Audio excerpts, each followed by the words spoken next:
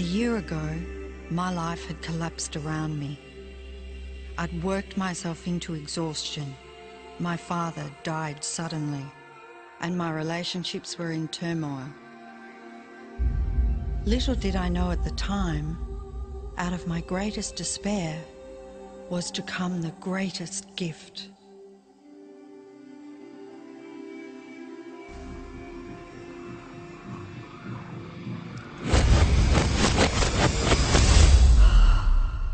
I'd been given a glimpse of a great secret.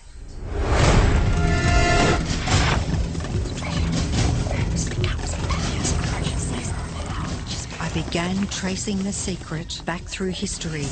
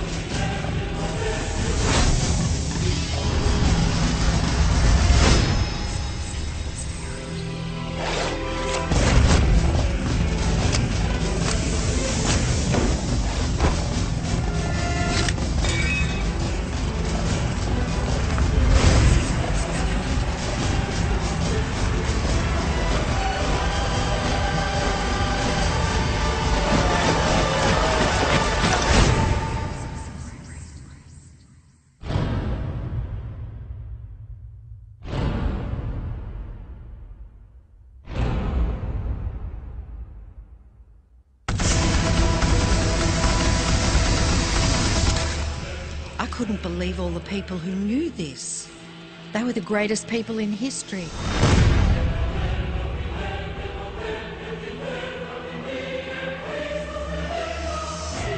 Why doesn't anyone know this?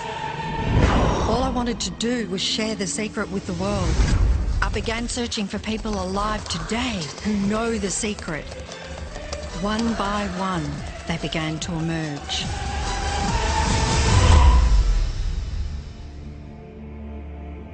You know, this secret gives you everything you want.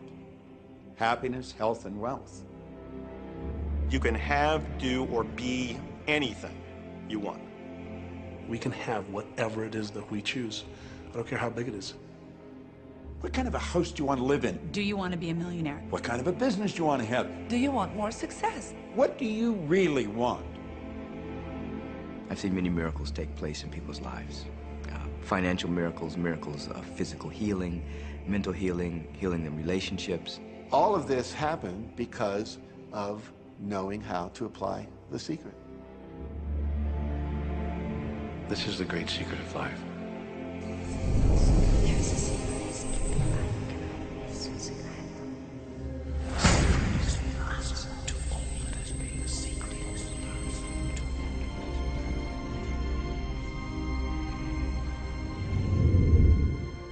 You've probably been sitting there wondering, what is the secret?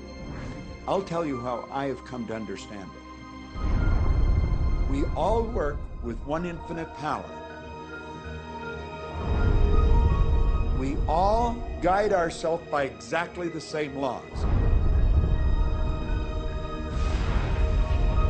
The natural laws of the universe are so precise that we don't even have any difficulty building spaceships. We can send people to the moon, and we can time the landing with the precision of a fraction of a second.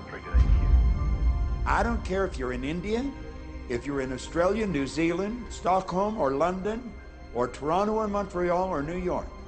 We're all working with one power, one law.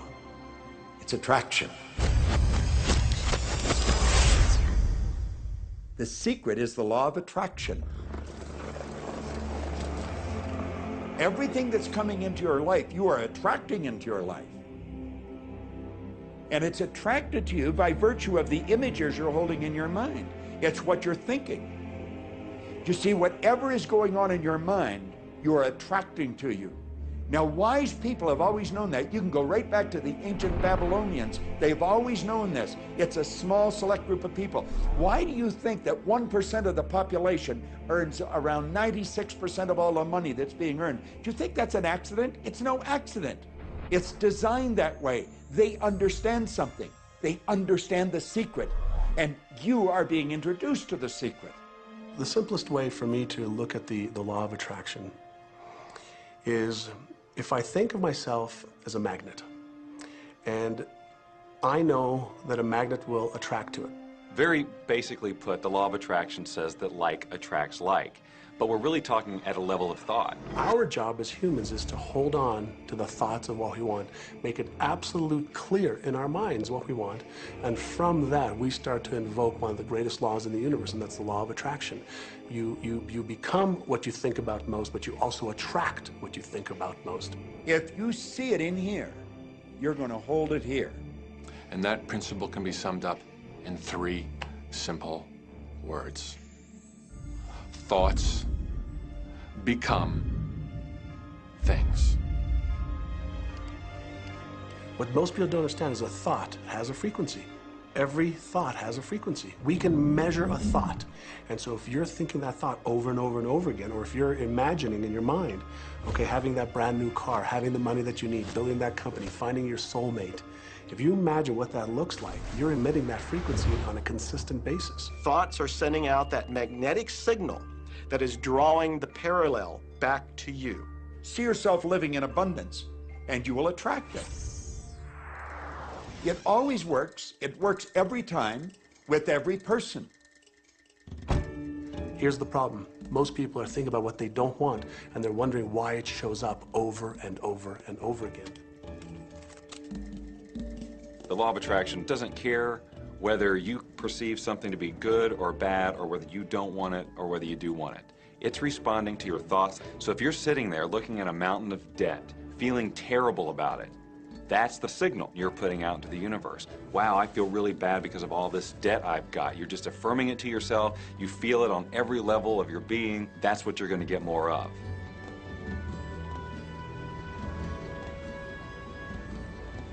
So when you're looking at that thing you want and you're saying yes to it, you're activating a thought. And the law of attraction is responding to that thought and bringing you things that match that. But when you are looking at something that you do not want and you shout no at it, you're actually not pushing it away. Instead, you're activating the very thought of what you do not want, and now law of attraction is lining those things up for you also. This is a universe that is based upon attraction. Everything is about attraction. The law of attraction is always working. Whether you believe it or understand it or not, it's always working.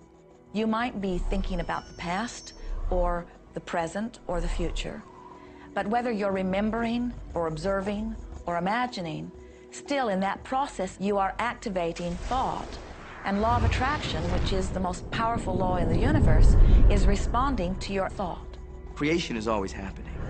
Every time an individual has a thought or a prolonged, chronic way of thinking, they're in the creation process. Something is going to manifest out of those thoughts. Law of attraction says, we'll give you whatever it is you say and focus on. And so if you're complaining about how bad it is, what you're creating is more of how bad it is. Oh, look! I copied that!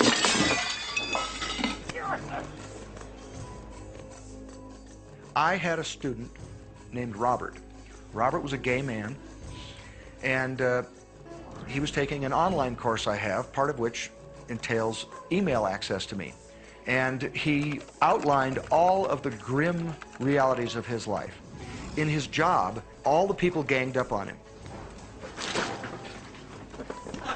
And it was constantly stressful because of how nasty they were with him. When he walked down the street, he said every block he was accosted by homophobic people who wanted to abuse him in some way. He was wanting to become a stand-up comedian. And when he went out and did a stand-up comedy job, everybody heckled him about being gay. And his whole life was one of a lot of unhappiness and misery, and it all focused around this idea of being attacked because he was gay. I began to teach him that he was focusing on what he did not want. I directed him back to his email that he sent me and said, read it again. Look at all the things you do not want that you're telling me about. And I can tell you're very passionate about this. When you focus on something with a lot of passion, it makes it happen even faster. And then he really started taking this thing about focusing on what you want to heart. And he began really trying it.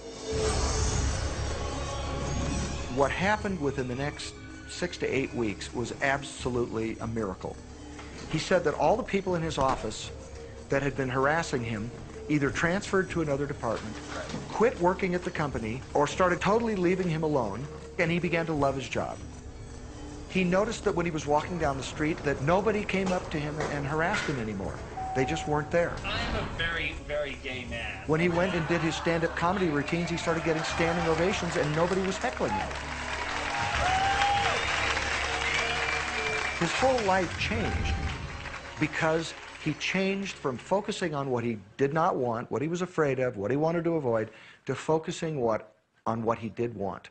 So we may be very positive in our outlook and orientation, and we tend to attract positive people and positive events and circumstances. We may be very negative in our orientation or very angry, in which case we tend to attract negative, angry people and negative, angry circumstances.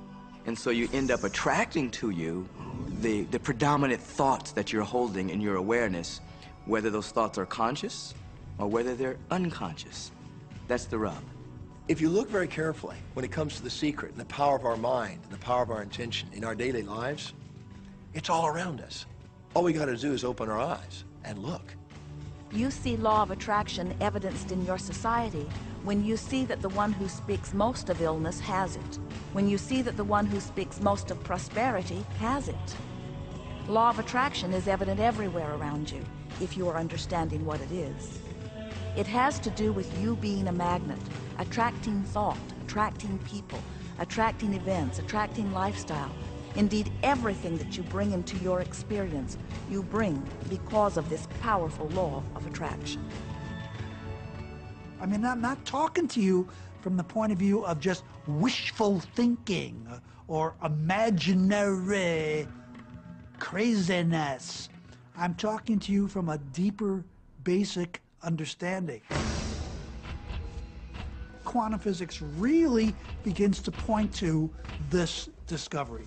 It says that you can't have a universe without mind entering into it, that the mind is actually shaping the very thing that is being perceived. Now, if you don't understand it, doesn't mean you should reject it. You don't understand electricity, probably. First of all, no one even knows what electricity is, and yet you enjoy the benefits of it. Do you know how it works? I don't know how it works, but I do know this, that you can cook a man's dinner with electricity, and you can also cook the man. People oftentimes, when they begin to understand the great secret, become frightened of all of these negative thoughts that they have. Two things they need to be aware of. One, it has been proven now scientifically that an affirmative thought is hundreds of times more powerful than a negative thought. So that eliminates a degree of worry right there. You live in a reality where there is this buffer of time, and truly that serves you. You're really not wanting to be in an environment where your thoughts manifest immediately.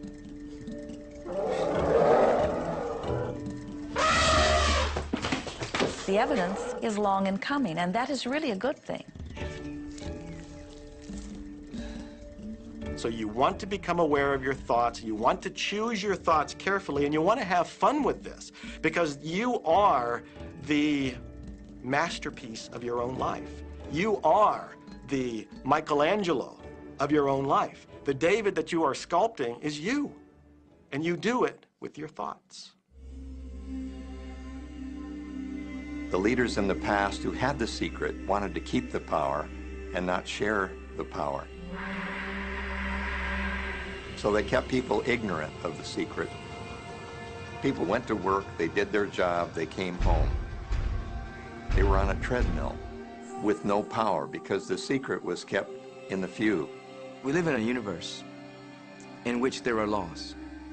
Just as there's a law of gravity, if you fall off a building, it doesn't matter whether you're a good person or a bad person, you're gonna hit the ground.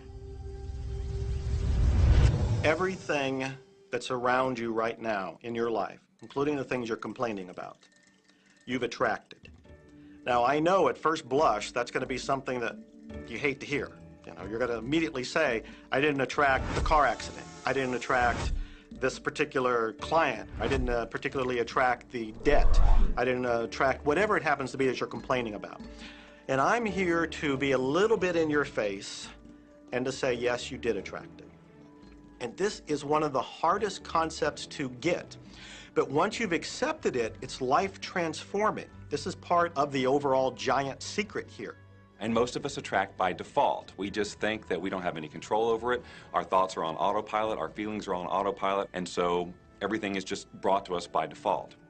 Now, if this is your first time to hear this, it may feel like, oh, I have to now monitor my thoughts. This is going to be a lot of work. It will seem like that at first, but that's where the fun begins. We do not encourage that you try to monitor your thoughts. That will sort of make you crazy. There are so many thoughts coming to you from so many different directions about so many different subjects. That's where your emotional guidance system comes in. Your emotions, your emotional guidance system is what helps you to understand what you're thinking. So your thoughts cause your feelings. The emotions are this incredible gift that we have to let us know what we're attracting. There are only two emotions from our perspective. One feels good and one feels bad. You call them all sorts of different things, but essentially, all of those negative emotions, whether you call it guilt, or anger, or frustration, all feel much the same. They do not feel good. And all of those are guidance saying that which you are thinking about right now is not in line with what you are really wanting. On another level, it's called bad frequency or bad vibes or whatever you want to call it. The one that feels good, that feeling of hope or happiness or love, that good feeling, that positive emotion, is guidance saying that which you are thinking right now is in alignment with what you are wanting. So it's really so simple. It's right there. The answer is, what am I attracting right now? Well, how do you feel? I feel good. Well, good. Keep doing that. Our feelings are a feedback mechanism to us about whether we're on track or not, whether we're on course or off course. The better you feel, the more in alignment you are. The worse you feel, the more out of alignment you are. What you are doing as you are moving through the variety of your day-to-day experience is you are offering thoughts that are literally formulating your future experience. And you can tell by the way you feel if the things that you're moving toward will please you when you get there.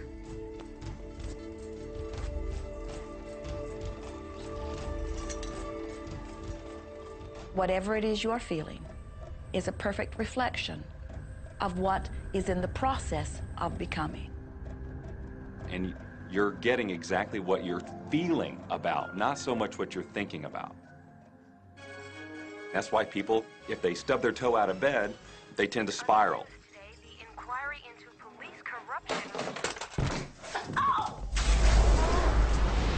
The whole day goes like that, you know. They have no clue that a simple shifting of their emotions can change their entire day and life.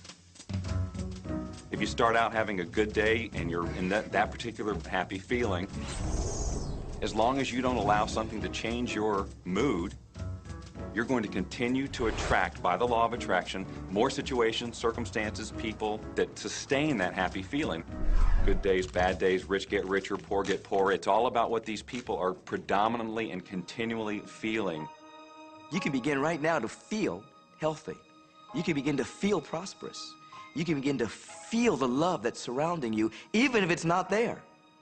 And what will happen is the universe will correspond to the nature of your song. The universe will correspond to the nature of that inner feeling and manifest, because that's the way you feel. So basically what you focus on with thought and feeling is what you attract into your experience, whether or not it's something you want. What you think and what you feel and what manifests is always a match. every single time, no exception. It's hard to swallow. But when we can begin to open ourselves up to that, the ramifications are awesome. It means that whatever thought has done in your life, it can be undone through a shift in your awareness.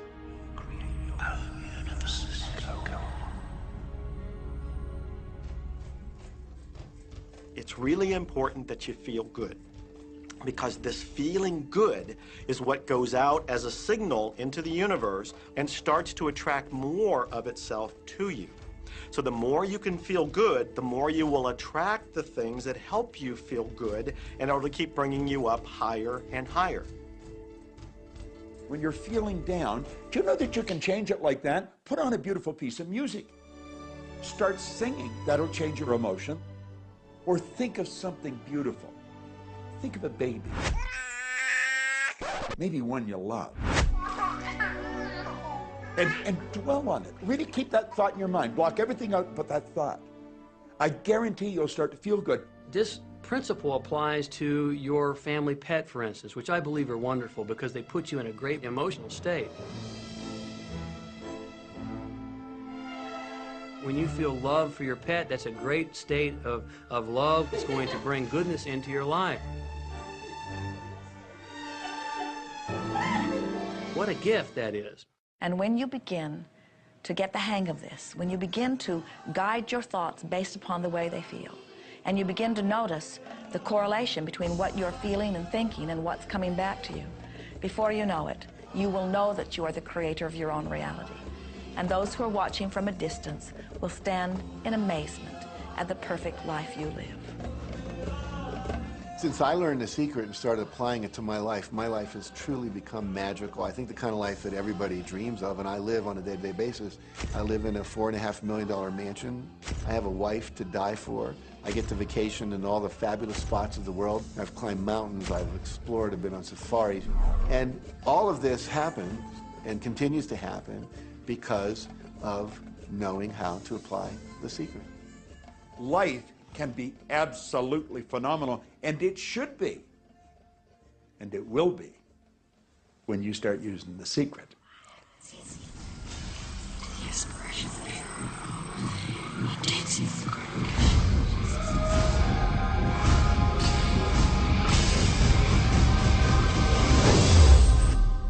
Well, a lot of people ask me what their job is in the creative process and what the job of the universe is. So let's look at that for a moment. Let's use this metaphor. If you think about Aladdin and his lamp, you've probably heard of that one. I mean, Aladdin picks up the lamp and he dusts it off, and out pops the genie.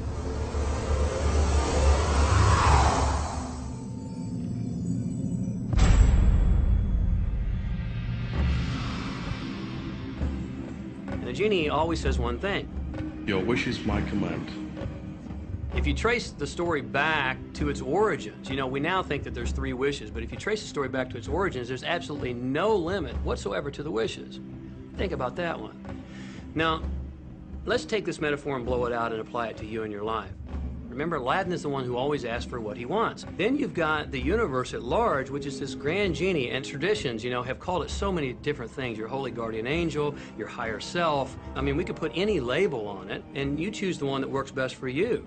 But every tradition has told us there's something bigger than us. And the genie always says one thing. Your wish is my command. So we like to say to you that the creative process is a 3-step process. Step 1 is you must ask for what you want. You do not need to use words to ask. In fact, the universe is not even hearing words from you. The universe is responding completely to your thought.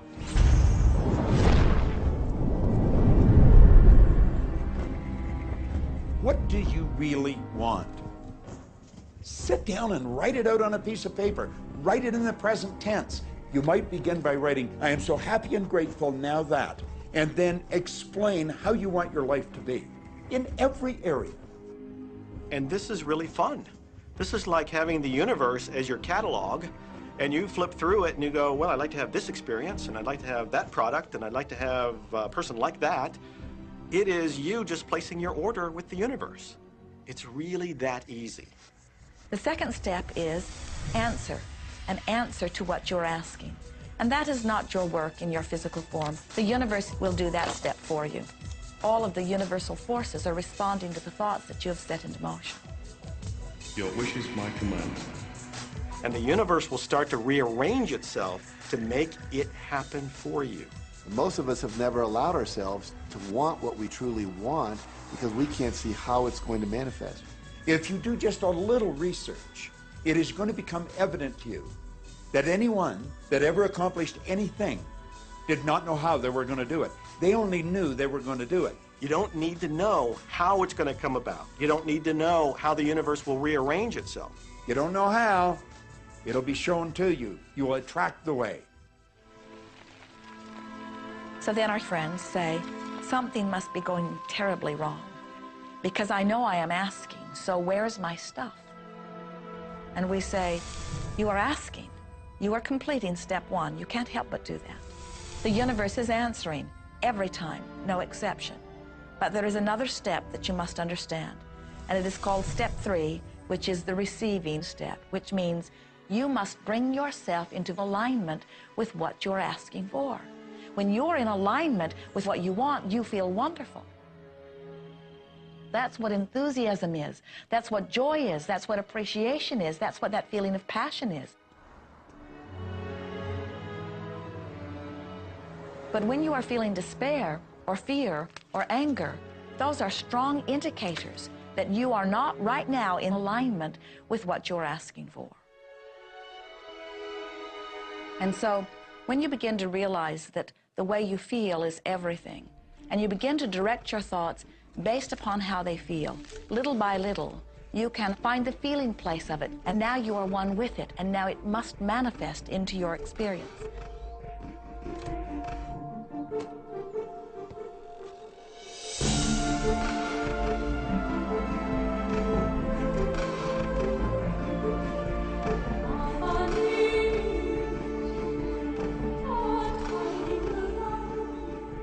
And when you turn that fantasy into a fact, you're in the position to build bigger and better fantasies.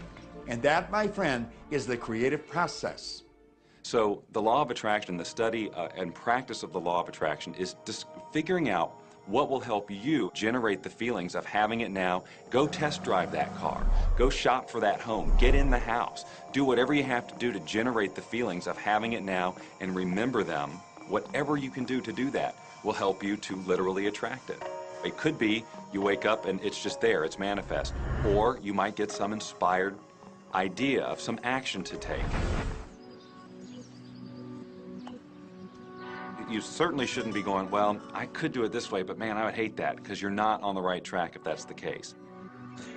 Action will sometimes be required, but if you're really doing it in line with what the universe is trying to deliver, it's going to feel joyous, you're going to feel so alive, time will just stop, you could do it all day.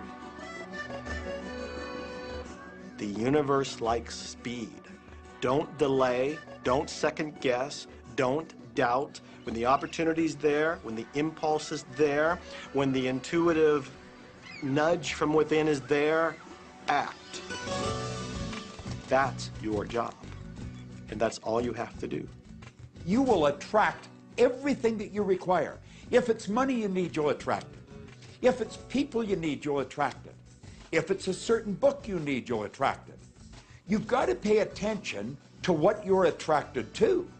Because as you hold images of what you want, you're going to be attracted to things and they're going to be attracted to you.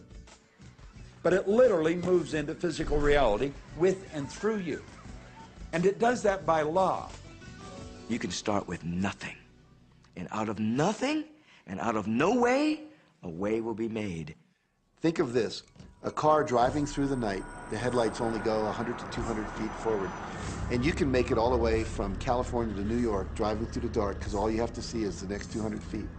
And that's how life tends to unfold before us. And if we just trust that the next 200 feet will unfold after that, the next 200 feet will unfold after that, your life will keep unfolding and it will eventually get you to the destination of whatever it is you truly want because you want it.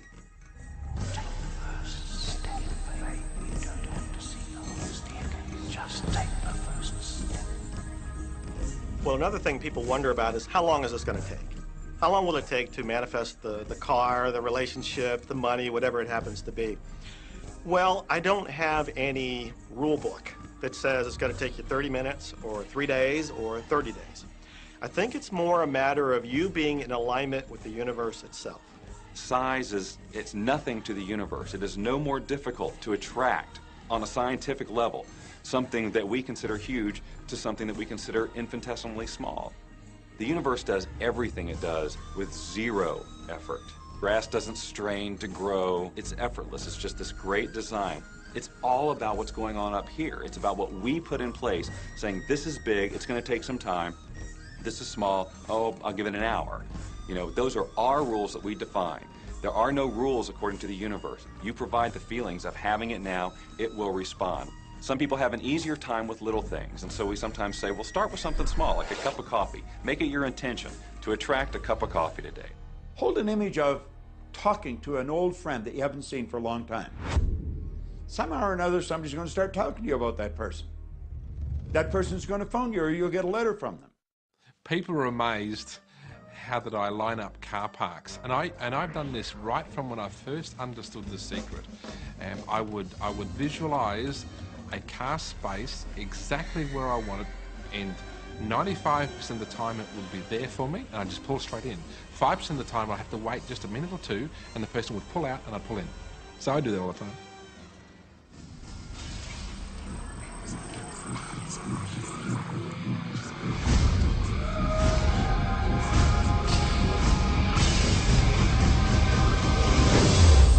A lot of people feel stuck or in prison or confined by their current circumstances. And I'm trying to point out that whatever your circumstances right now, that is only your current reality. And current reality will begin to change as a result of watching this and beginning to use The Secret. But sometimes it feels like you're stuck because you continue to think the same thoughts over and over again. And so you tend to get the same results over and over again. And the reason is because most people offer the majority of their thought in response to what they are observing. You see, if you're just looking at what is, then you're just thinking about what is. And when you think about what is, law of attraction gives you more of it. And then if you just observe what is, then you're just thinking about what is. And law of attraction gives you more of what is. And then if you just observe, well, we've been over this, haven't we? You have to find a way that you are approaching what is through a different vantage point. Most people look at their current state of affairs and they say, this is who I am. That's not who you are. That's who you were. You see, if you look at your current state of affairs right now, let's say, for instance, that you don't have a lot of money in your bank account, or you don't have the relationship that you want, or your health and fitness isn't up to par. That's not who you are. That's the residual outcome of your past thoughts and actions. So we're constantly living in this residual, if you will, of the thoughts and the actions we've taken in the past. When you look at your current state of affairs and define yourself by that, then you doom yourself to have nothing more than the same in the future. All that we are is the result we have thought. Okay, what can you do right now to begin to turn your life around? I'll tell you 2 or 3 things. Start making a list of things to be grateful for. Start with that, because this shifts your energy. It starts to shift your thinking. Where before this exercise, you might be focusing on what you don't have, and you might be focusing on your complaints, and you might be focusing on whatever the problems are. When you do this exercise, you start to go in a different direction. You start to be grateful for all the things that you feel good about. Gratitude is absolutely the way to bring more into your life. Every man knows that when his wife's appreciating him for the little things he does, what does he want to do? He wants to do more. It's always about appreciation. It pulls things in. It attracts support. I've said for many years that whatever we think about and thank about, we bring about. Because that's that feeling that you have to have, you know. And so for me, it's been such a powerful exercise every morning to get up and say thank you. Every morning when my feet hit the floor, thank you. And then I start running through what I'm grateful for as I'm going to brush my teeth and do the things I do in the morning. And I'm not just thinking about them and doing some rote routine, but I'm putting it out there and I'm feeling the feelings of gratitude. Because as soon as you start to feel differently about what you already have, you will start to attract more of the good things, more of the things you can be grateful for. Because you can look around and say, well, look, I don't have the car I want, I don't have the house I want, I don't have the health I want, I don't have the spouse I want. Whoop, back up, back up. Those are all the things you don't want. Focus on what you already have that you're grateful for. And it might be you have the eyes to watch this. It might be the clothes that you have. Yes, you might prefer something else, and you might get something else pretty soon if you start feeling grateful for what you have. I think everybody goes through times when they say, oh man, things aren't working right, or things are going bad, and there were some things going on in my family, and I found a rock. I'm just sitting here holding this rock. You might see me carrying around. I found a rock. I stuck it in my pocket, and I said, you know what? Every time I touch this rock, I'm going to think of something that I'm grateful for. And so every morning when I get up in the morning, I pick it up off the dresser, I put it in my pocket, and I go through the things that I'm grateful for. At night, what do? You empty your pocket, and there it is again. And I've had some different experiences with that. I've had some amazing experiences. I had a guy from South Africa, and he saw me drop it. He said, what is that? Well, what's that? I explained it to him, so he started calling it a gratitude rock. Gratitude rock. 2 weeks later, I got an email from him from South Africa. And he said, my son is dying from a rare disease. It's a type of hepatitis. He said, would you send me 3 gratitude rocks? Now, they're just rocks I found off the street, you know? So I said, sure. I had to make sure that the rocks were very special. And so I went out to the stream, looked, picked out the right rocks, and sent them off to him. 4 or 5 months later, I get an email from him. He said, my son's better. He's doing terrific. And he said, but you need to know something. He says, we've sold over 1,000 rocks at $10 a piece as gratitude rocks, and we've raised all this money for charity. Thank you very much. And so it's very important to be in an attitude of gratitude, as I call it. Another thing that I would suggest that you do right now to turn your life around, and this is so huge that I can't find the words to describe just how powerful this can be for you.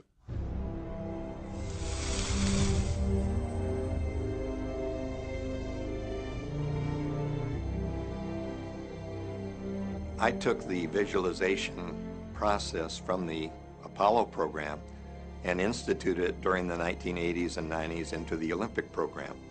And it was called Visual Motor Rehearsal.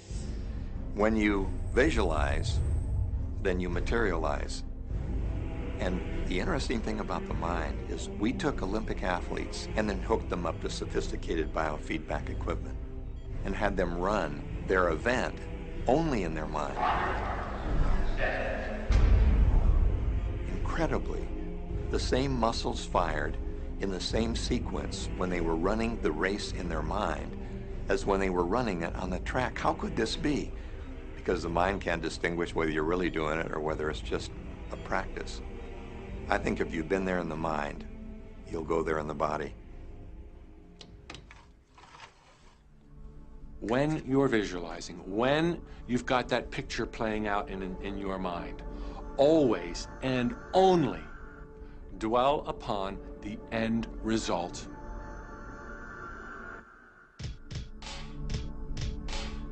Here's an example. Look at the back of your hands right now. Really, look at the back of your hands. The color of your skin, the freckles, the blood vessels, the rings, the fingernails, the fake fingernails. Take in all those details right before you close your eyes. And then see those hands, your fingers, wrapping around the steering wheel of your brand new car.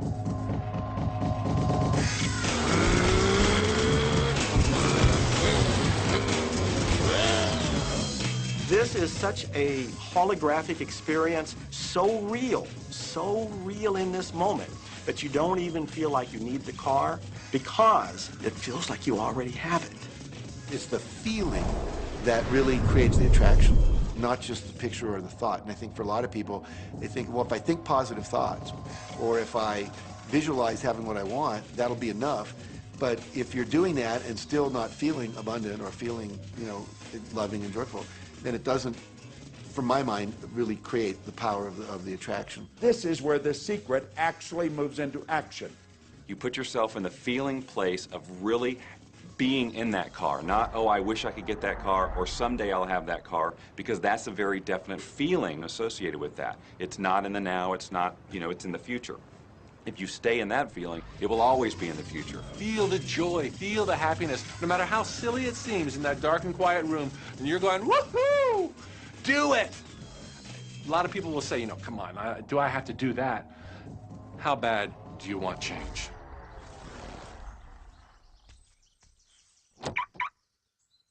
Now that feeling and that inner seeing will begin to be an open doorway through which the power of the universe will begin to express.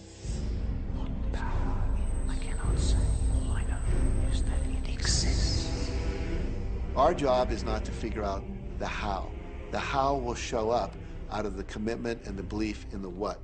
The hows are the domain of the universe. It always knows the shortest, quickest, fastest, most harmonious way between you and your dream. If you turn it over to the universe, you will be surprised and dazzled by what is delivered to you. This is where magic and miracles happen. Well, I would say you want to do this virtually daily, but my disclaimer is this should never be a chore. What's really bottom line importance here to the whole secret is feeling good. You want to feel exhilarated by this whole process. You want to be high, happy, in tune as much as possible. The only difference between people who really are living this way and people who aren't, living in the magic of life, is that the people who are living in the magic of life have habituated ways of being. They have habituated this process, and magic happens with them wherever they go because they remember it and they do it all the time, not as a one-time event. People hold that for a while, and they're really a champion at it. And they say, you know what, I'm fired up, I saw this program, and I'm going to change my life. And yet, you know, results aren't showing, and beneath the surface, it's just about ready to break through. And someone will look at the surface results and go, this stuff doesn't work. And you know what? The universe says, your wish is my command. And it goes down. You know, knowing the law of attraction, I wanted to really put it to use and to see if it was, you know, what would happen. And in 1995, I started to create something called a vision board, where I take something that I would want to achieve, or something that I want to attract, like a car or a watch or the soulmate of my dreams, and I'd put a picture of what I wanted up on this board called the vision board. And every day I would sit in my office and I would look up at this board and I would start to visualize. I would really get into the state of having already acquired it. I was getting ready to move as we put all the furniture, all the boxes put into storage. And I made 3 different moves over a period of 5 years. And then I ended up in California and bought this house, renovated it for a year, and then had all the stuff brought from my former home 5 years earlier. One morning, about 7:30 in the morning, my son comes into my office, and one of the boxes that was sealed for 5 years was right at the doorstep. And my son, Keenan, was sitting on the box, banging away at the box. And I said, sweetheart, will you please stop me? I'm doing some work here. And he says, what's in the boxes, Daddy? And I said, well, honey, those are my vision boards. What's a vision board? I said, well, it's where I put all my goals up. I cut them out and I put all my goals up as something that I want to achieve in my life. And of course, at 5.5 years old, he didn't understand it. So I said, sweetie, let me just show you, because that'll be the easiest way to do it. And so I cut the box open. And when I pulled up the vision boards, there was a picture on there of a home that I was visualizing 5 years earlier. And what was shocking to me was we were living in that house, not a house like it. I had bought my dream home, renovated it, and didn't even know it. But I looked at that house, I started to cry because I was just blown away. Why are you crying? Honey, I finally understand how the law of attraction works. I finally understand the power of visualization. I finally understand everything that I've read, everything that I've worked with my whole life, the way I've built companies. It worked for my home as well. And I bought our dream home and didn't even know it.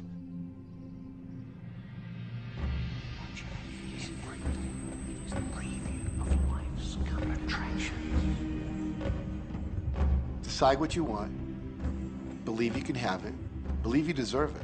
Believe it's possible for you. And then close your eyes every day for several minutes and visualize having what you already want and feeling the feelings of already having it. Come out of that and focus on what you're grateful for already.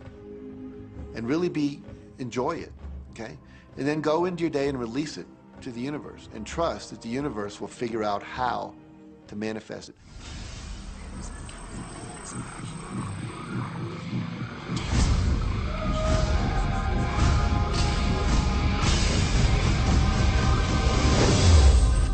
No, The Secret was definitely a real transformation for me because I grew up in a family where my dad was very negative, thought that rich people were people that had ripped everyone off, thought that anyone who had money, must have deceived somebody. And so I grew up with a lot of beliefs about money, that if you had it, it made you bad. Only evil people have money. And, money doesn't grow on trees. That was a big one. Who do you think I am, Rockefeller? That was one of his favorite phrases. So I grew up truly believing that life was difficult, that it was hard, you had to struggle. And it was only when I met W. Clement Stone that I literally began to shift my life. Whatever the mind of man can conceive and achieve. When I was working with Stone, he said, I want you to set a goal that's so big that if you achieved it, it would blow your mind. And you would know it's only because of what I've taught you that you would have achieved this goal. Well, at the time, I was making about $8,000 a year. And for some reason, I wanted something that was really measurable. So I said, I want to make $100,000 in a year. Now, I had no idea how I could do that. I saw no strategy, no possibility, but I just said, I'm going to declare that, I'm going to believe it, I'm going to act as if it's true, and release it. And so I did that. And one of the things he taught me was every day to close your eyes and visualize the goal as if it's already achieved. And I had actually made a $100,000 bill that I put on the ceiling. So the first thing I'd see when I woke up, I'd look up and there it was. It would remind me that this was my intention. And then I would close my eyes and visualize having this $100,000 a year lifestyle. And interestingly enough, nothing major happened for about 30 days. I didn't have any great breakthrough ideas. No one was offering me more money. And all of a sudden, I was in the shower, it was about 4 weeks into it, and I had a $100,000 idea. It just came right into my head. I had a book I had written, and I said, if I could sell 400,000 copies of my book at $0.25 each, that'd be $100,000. Now, the book was there, but I never had this thought. And one of the secrets, I think, is that when you have inspired thought, you have to trust it, and you have to act on it.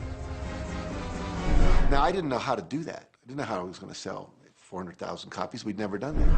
And then I saw the National Enquirer at the supermarket. I had seen that millions of times, and it was just background. And all of a sudden, it jumped out of me as foreground, and I thought, wow, if readers knew about my book, certainly 400,000 people would go out and buy it.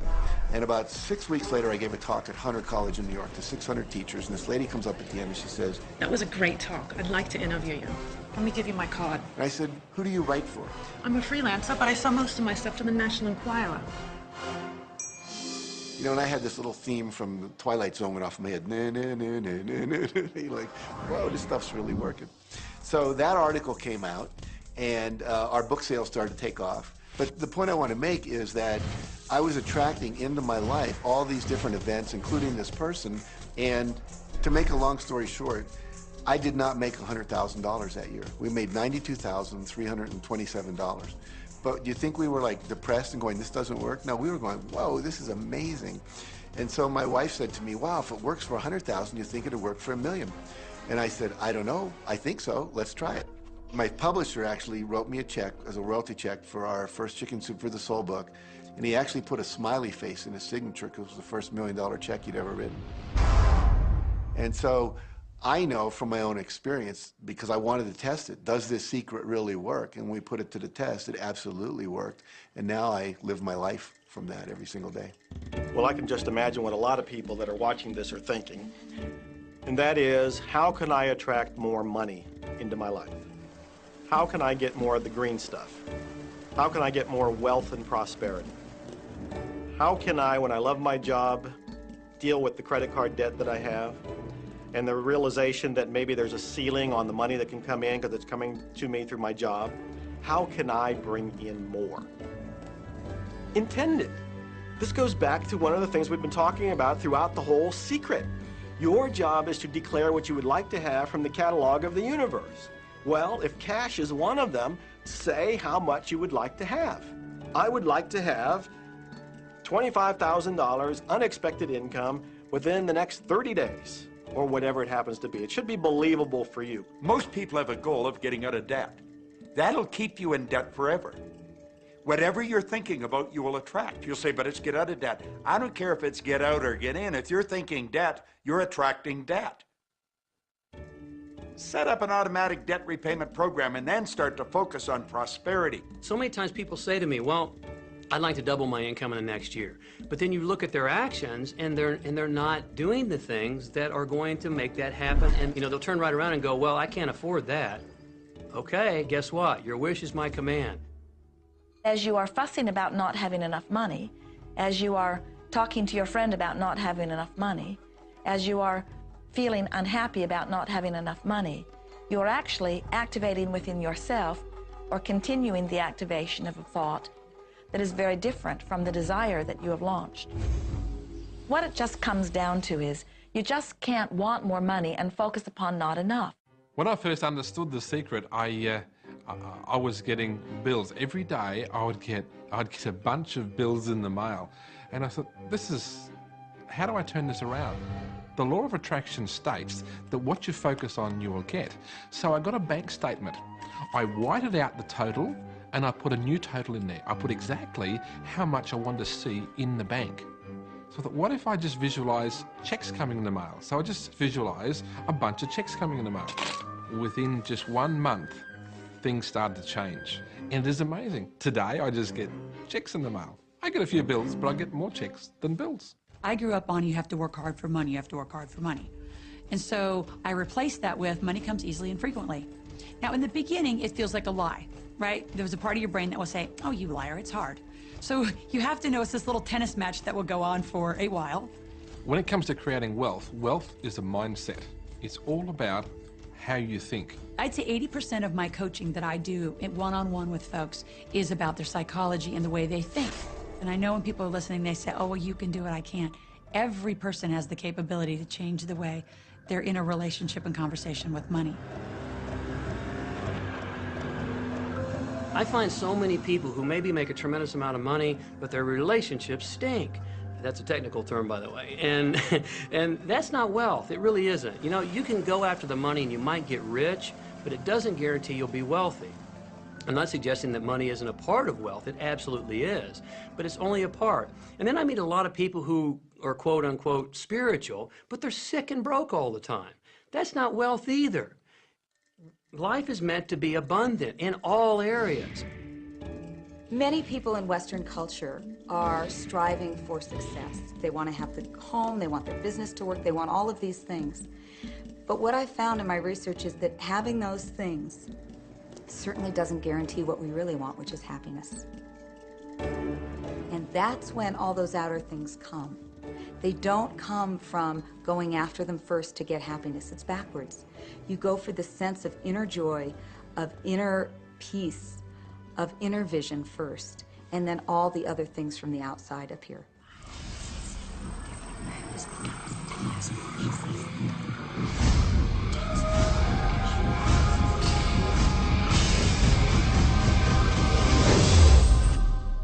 The secret means for me actually that we are creators of our universe, and that every wish of what we want to create will manifest in our life.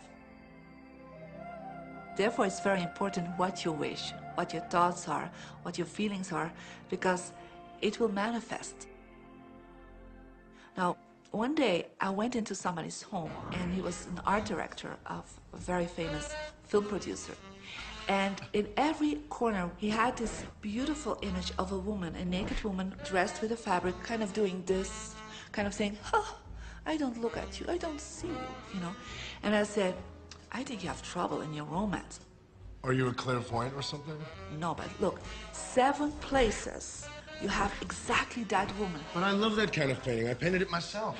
That's even worse, I said, because you put all your creation and your creativity in it. Now, he's this gorgeous-looking man. He has all these actresses around him because that's the work he does. He doesn't get romance.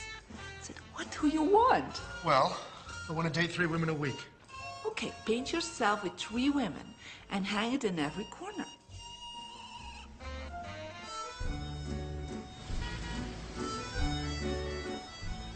6 months later, see him in Europe and said, how is your love life? Great. They just call me. They all want to date me. Because that's your wish. Now I have like 3 dates a week. They're fighting over me. Good on you. But I really want to stabilize a little bit. I want marriage, and I want romance. Well, paint it, okay? So he painted a beautiful romantic relationship. And a year later, he got married and is very happy. Because he put another wish out. But he wished it in himself for years, but it did not happen. Because his wish could not manifest because the outer level of himself, his house, was just contradicting himself all the time. So if you know this knowledge, you should start playing with it. Inside relationships, it's important to first understand who's coming into the relationship. And I don't mean about your partner, I mean about you. How can you ever expect anyone else to enjoy your company if you don't enjoy your own company? And so, again, the law of attraction, or the secret, is about bringing that into your life, and you've got to get really, really clear. Here's the question I would ask you to consider. Do you treat yourself the way that you want other people to treat you? You become the solution for you. Don't like, now you owe me and you need to give me more. Instead, give more to yourself. Take time off to give to yourself, in a sense, to fill yourself up to fullness, to where now you can overflow in giving. I got into many relationships expecting my partner to show me my beauty. I needed to see him showing me my beauty because I didn't feel beautiful. Because when I was growing up, my sheroes were Charlie's Angels, or the Bionic Woman, Wonder Woman. And though they were wonderful women, none of them looked like me. It wasn't until I stopped and I fell in love with Lisa, full lips, round hips, mocha skin, afro, that the rest of the world began to fall in love with Lisa. There's something so magnificent about you. I have been studying me for 44 years. I want to kiss myself. Because you're going to get to love yourself. I'm not talking about conceit. I'm talking about a healthy respect for yourself. And as you love yourself, you'll love others. Sometimes people will say, those people at work are so negative, or the man I live with is so angry, or my children are so worrisome to me. And we say, you must orient yourself to the best part of those people who surround you. We encourage that you get a notebook and that you make a list of the positive aspects of the people that you spend a lot of time with.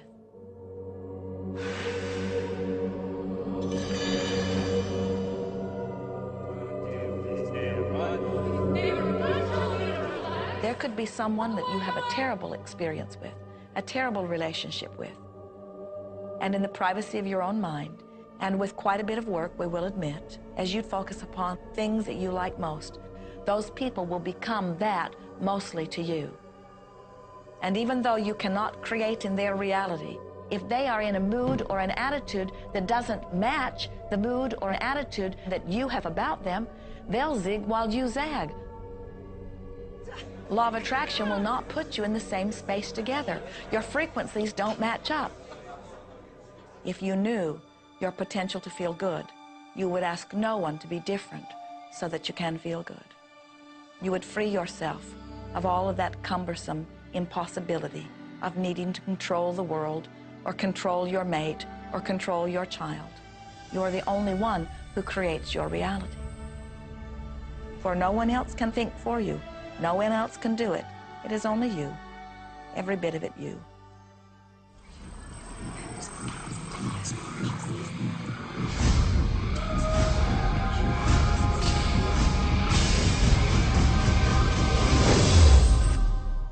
It's important to recognize that our body is really the product of our thoughts.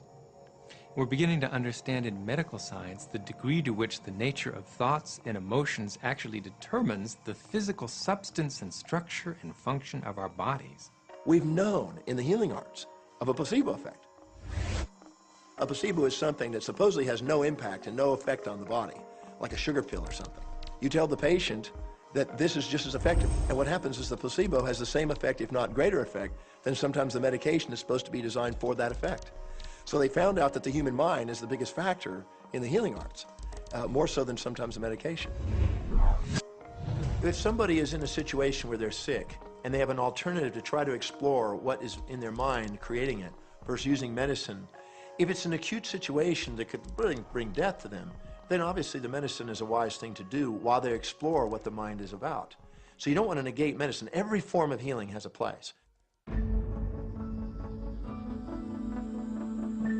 There is only a stream of well-being that flows, you know. It is a stream of pure positive energy. And the universe, all that we know, is abundant with only that. This is a world that is based upon well-being, and well-being dramatically abounds. And when you are allowing that stream to flow in its fullness, you feel very, very good. And when you are pinching it off a bit, you feel not so good. There is only a stream of goodness or well-being which you are allowing or not. And your magnificent emotions are telling you what the mix is, how you're doing in your allowing or your resisting of this connection. You know people who have had terminal disease. Stop and think of the word dis-ease. Hyphenate the word. That's a body that's not at ease. We've got 1,000 different diagnoses and disease out there. They're just the weak link.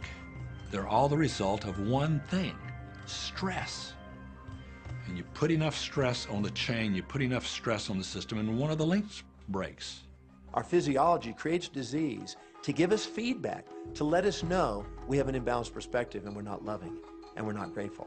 So the body's signs and symptoms are not something terrible. The question that's frequently asked is when a person has manifested a disease in their body temple or some kind of discomfort in their life, through the power of right thinking, can it be turned around? And the answer is absolutely yes. On November 23rd, I was diagnosed with breast cancer. I truly believed in my heart, with my strong faith, that I was already healed. During the day, all day long, I would just say, thank you for my healing. On and on and on I went, thank you for my healing. I believed in my heart I was healed. I saw myself as if cancer was never in my body. One of the things I did to heal myself was to watch very funny movies. That's all we would do, is just laugh, laugh, laugh. We couldn't afford to put any stress in my life because we knew stress was one of the worst things you can do while you're trying to heal yourself. From the time I was diagnosed, which was November 23rd, to the time I was healed totally was approximately 3 months. And that's without radiation and chemotherapy. Well, we come with a basic program. It's called self-healing. You get a wound, it grows back together. You get a bacterial infection, the immune system comes and takes care of those bacteria and heals it up. The immune system is made to heal itself. Dis-ease cannot live in a body that's in a healthy emotional state. Your body is casting off millions of cells every second, and it's creating millions of new cells. In fact, literally, parts of our body are replaced every day. Other parts take a few months, other parts a couple of years. But within a few years, we have a brand new physical body. If you have a disease and you're focusing on it and you're talking to people about it, you're going to create more diseased cells. See yourself living in a perfectly healthy body. Let the doctor look after the disease.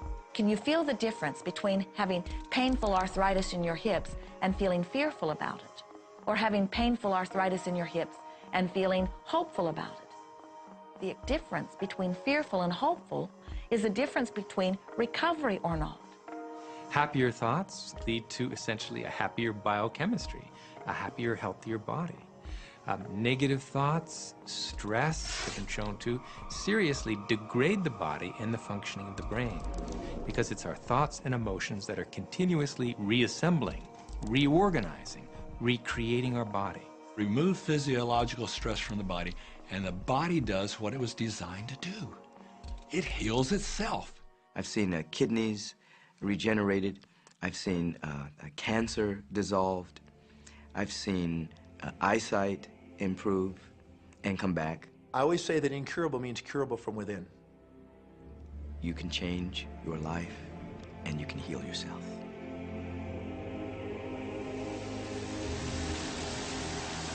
Well, my story begins on March 10, 1981. It really changed my whole life. It was a day I'll never forget. I crashed an airplane.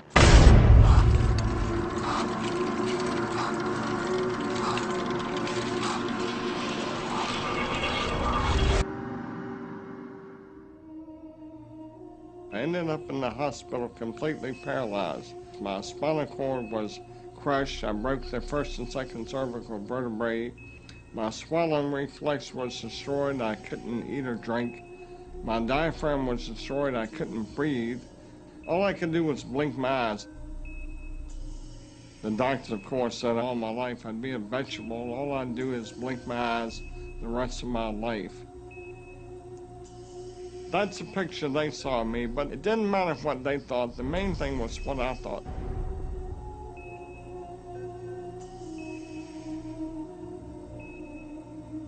I picture myself being a normal person again, walking out of that hospital.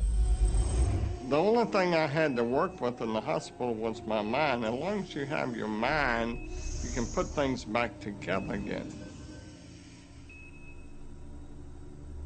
I was hooked to a respirator, and they said I'd never breathe on my own again because my diaphragm was destroyed. But this little voice kept saying to me, breathe deep, breathe deep.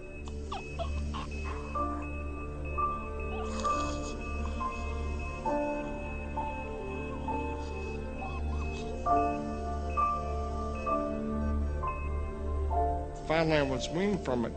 They were at a loss for an explanation. See, I could not afford to allow anything to come in my mind that would distract me from my goal and from my vision.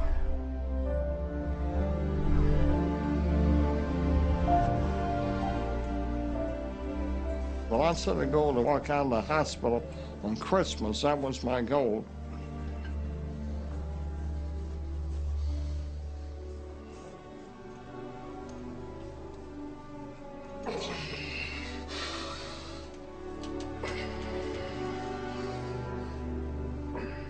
Eight months later, I walked out of the hospital on my own 2 feet. They said it couldn't be done. That's a day I will never forget. For people that are sitting out there right now watching this program that are hurting, if I wanted to sum up my life and sum up for people what they can do in life, I would sum it up this way in 6 words. Man becomes what he thinks about.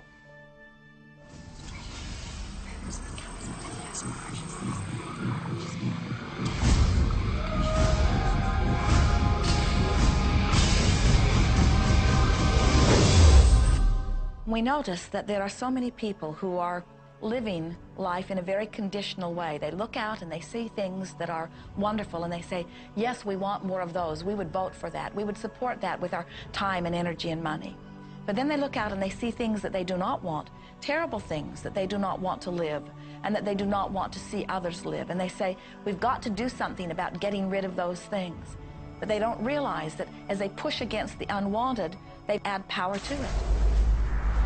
In this world, there is a war against poverty and a war against cancer and a war against teenage pregnancy and a war against terrorism and a war against violence and a war against terrorism. We mentioned that there's a war against terrorism, and all of this pushing against is only adding to, because you can't say no and make it go away. When you shout no, law of attraction is lining that up.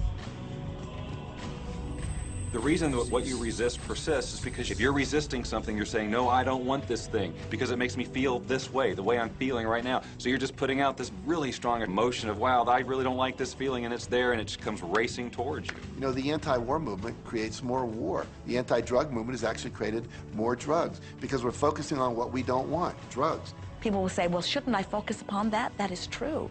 And we say, that is like saying, because someone gave their attention to something they did not want long enough that now it is manifested, I should do it too. And we say, we don't really understand that reasoning. Mother Teresa was brilliant. She said, I will never attend an anti-war rally. If you have a peace rally, invite me. You know, she knew. She understood the secret.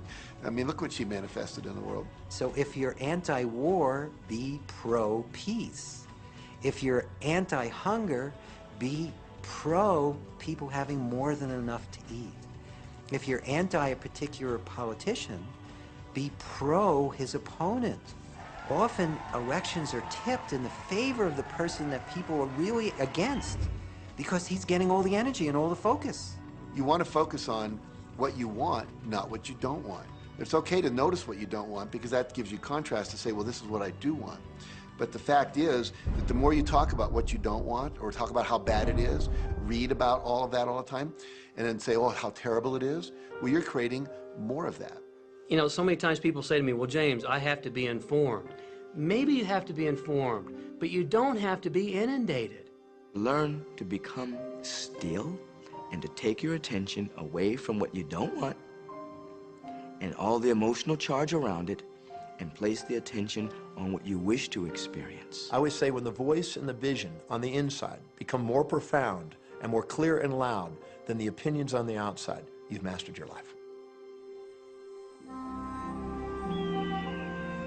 You are not here to try to get the world to be just as you want it to be. You are here to create the world around you that you choose, while you allow the world as others choose it to be, to exist also.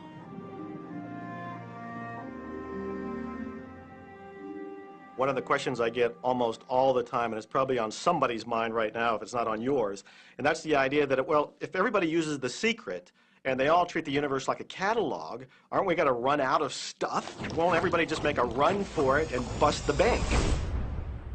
What's beautiful about the teaching of the Great Secret is that there's more than enough to go around for everyone. There is a lie that acts like a virus within the mind of humanity. And that lie is there's not enough good to go around. There's lack, and there's limitation, and there's just not enough. That lie has people living in fear, greed, stinginess, and those thoughts of fear, greed, stinginess, and lack become their experience. So the world has taken a nightmare pill. Now, the truth is, there's more than enough good to go around.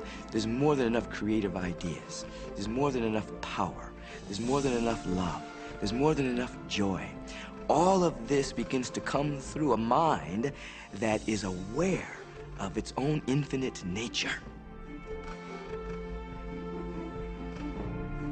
Every great teacher who's ever walked the planet has told us that life was meant to be abundant. And so, just when we think that resources are dwindling, we find new resources to achieve the same things. And so even though we say we have lack, it's because we don't open up our vision and see all of what's around us. You know, when everybody starts to live from their heart and go for what they want, they don't go for the same things. That's the beauty of this. We don't all want BMWs. We don't all want the same person. We don't all want the same experiences. We don't all want the same clothing. We don't all want fill in the blank. There's enough for everyone. If you believe it, if you can see it, if you act from it, it will show up for you. That's the truth. So let the variety of your reality thrill you as you get to choose from among it those things that you're wanting. And when you see something that you want in your experience, think about it. Find the feeling place of it. Get inside of it. Talk about it and write it down. Write a script about it. Make it your reality by becoming a match to it. And when you see those things that you're not wanting in your experience, do not talk about them. Don't write about them. Don't join groups that worry about them. Don't push against them. Do your best to ignore them. Remove your attention from the things that you do not want, while you give your undivided attention to the things that you do want. Most of the leaders in the past missed the great part of the secret, which is empowering and sharing with others. This is the best time to have ever been alive in history. It's the first time we've ever had the power to gain knowledge at our fingertips.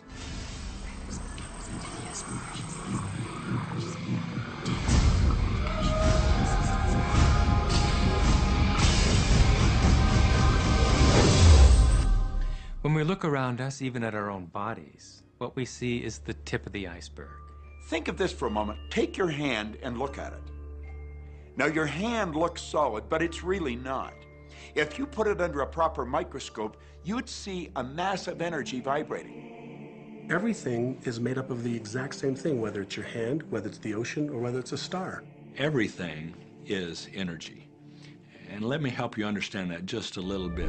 There's the universe, of course, and our galaxy, and our planet, and then individuals, and then inside of this body are organ systems, and then there's cells, and then there's molecules, and then there's atoms, and then there is energy. So there are a lot of levels to talk about something on, but everything in the universe is energy. I don't care what city you're living in, you've got enough power in your body, potential power, to illuminate the whole city for nearly a week. Most people define themselves by this finite body, but you're not a finite body. I mean, even under a microscope, you're an energy field. Well, what we know about energy is this. You go to a quantum physicist and you say, what creates the world? And he or she will say, energy. Well, describe energy. Okay, it can never be created or destroyed. It's always was, always has been. Everything that ever existed always exists. It's moving into form, through form, and out of form. Okay, great. You go to a theologian and you ask the question, what created the universe? And he or she will say, God. Okay, describe God. Always was and always has been, never can be created or destroyed, all that ever was, always will be, always moving into form, through form, and out of form. You see, it's the same description, just different terminology. And so if you think you're this meat suit running around, think again. You're a spiritual being. You're an energy field operating in a larger energy field. We're all connected. We just don't see it. There isn't an out there and an in here. Everything in the universe is connected. It's just one energy field. You are extensions of source energy, and you are here in these magnificent bodies, but your bodies have distracted you, for the most part, from who you really are. You are source energy. You are eternal beings. You are God force. You are that which you call God. Scripturally, we could say that we are the image and the likeness of God. We could say we are another way that the universe is becoming conscious of itself. We could say that we are the infinite field of unfolding possibility. All of that would be true. Every great tradition has told you that you were created in the image and the likeness of the creative source. That means that you have God potential and power to create your world, and you are. You are. And maybe you've created things to this point that are wonderful and worthy of you, and maybe you haven't. The question I'd ask you to consider is, do the results you have in your life, are they what you really want? And are they worthy of you? If they're not worthy of you, then when would now be the right time to change those? Because you have the power to do that.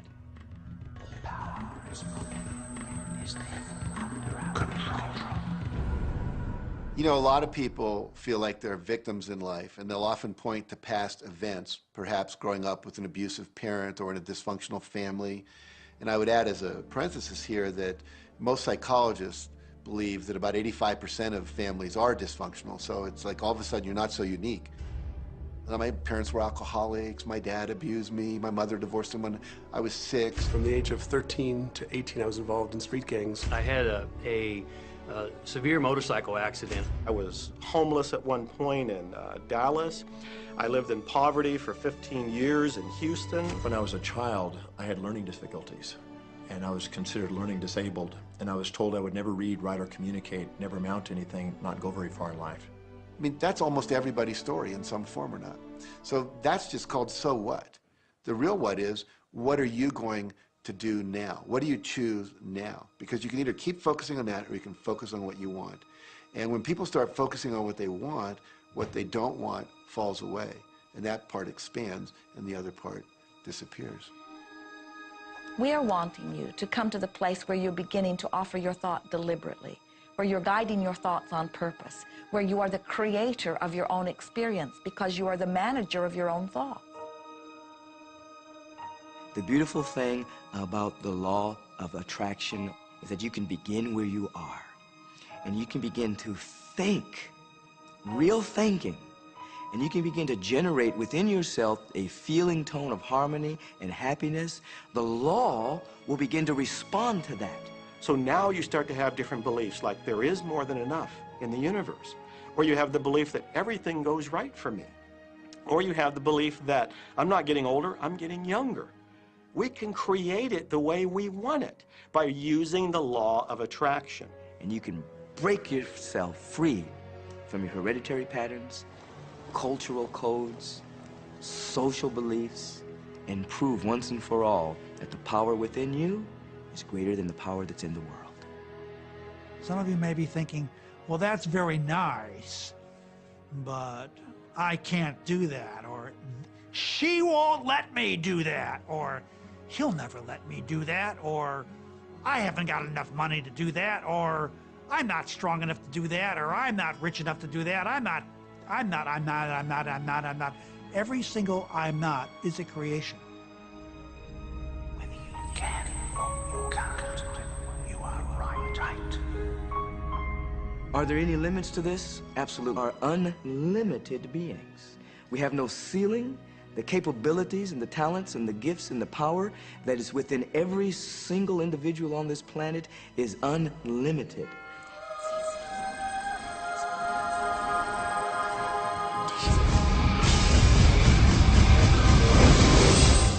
There is no blackboard in the sky on which God has written your purpose, your mission in life.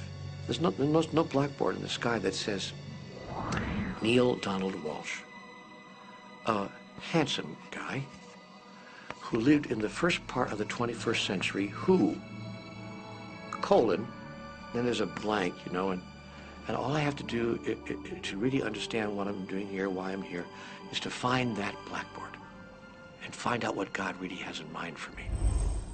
But the blackboard doesn't exist. So your purpose is what you say it is. Your mission is the mission you give yourself. Your life will be what you create it as, and no one will stand in judgment of it now or ever. It took a lot of years for me to get this, because I grew up very much with this idea that, you know, there was something I was supposed to do, and if I wasn't doing it, I was like, God wouldn't be happy with me, you know? When I really got that my primary aim was to feel and experience joy, then I began to do only those things which brought me joy. We have a saying, you know, if it ain't fun, don't do it, you know? Joy, love, freedom, happiness, laughter. That's what it is. And if you've just experienced joy sitting there and meditating for an hour, by golly, do that. If you experience joy eating a salami sandwich, then do that. When I pet my cat, I'm in a state of joy. When I walk in nature, I'm in a state of joy. So I want to constantly put myself in that state. And when I do that, then all I have to do is have the intention of what I want, and what I want manifest. So inner happiness actually is the fuel of success. Anything that makes you feel good is always going to be drawing in more. You are listening to this right now. It's you that drew this into your life. It's your choice whether you want to take it and utilize it. If it feels good, if it doesn't feel good, then you know, let it go. Find something that feels good, that resonates with your heart.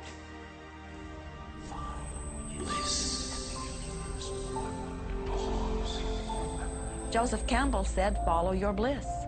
We think those are the best words we have ever heard spoken from a human tongue. And if one could follow one's bliss, you would follow the trail to abundance and well-being on all subjects. Enjoy life with us, because life is phenomenal. It's a magnificent trip. You will live in a different reality, a different life, and people will look at you and say, what do you do different than me?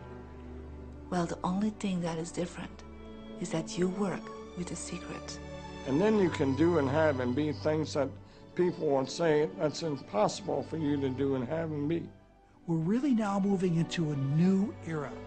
It's the era where the last frontier is not space, as Star Trek would say, but it's going to be mind. I see a future of unbounded potential, unbounded possibilities. Remember, we're using at most 5% of the potential of the human mind. 100% human potential is the result of proper education. So imagine a world where people were using their full mental and emotional potential. We could go anywhere. We could do anything, achieve anything. See yourself with the good that you desire. Every religious book tells us that. Every great book on philosophy, every great leader, all the avatars who have ever lived. Go back and study the wise ones. Many of them have been presented to you in this program. You know what? They all understood one thing. They understood the secret. Now you understand it. And the more you use it, the more you'll understand it. You may be feeling that it would be easier to be hearing these words if they had come to you the first day of your experience upon this earth. And if we were talking to you on your first day of physical life experience, we would say to you, welcome to planet Earth.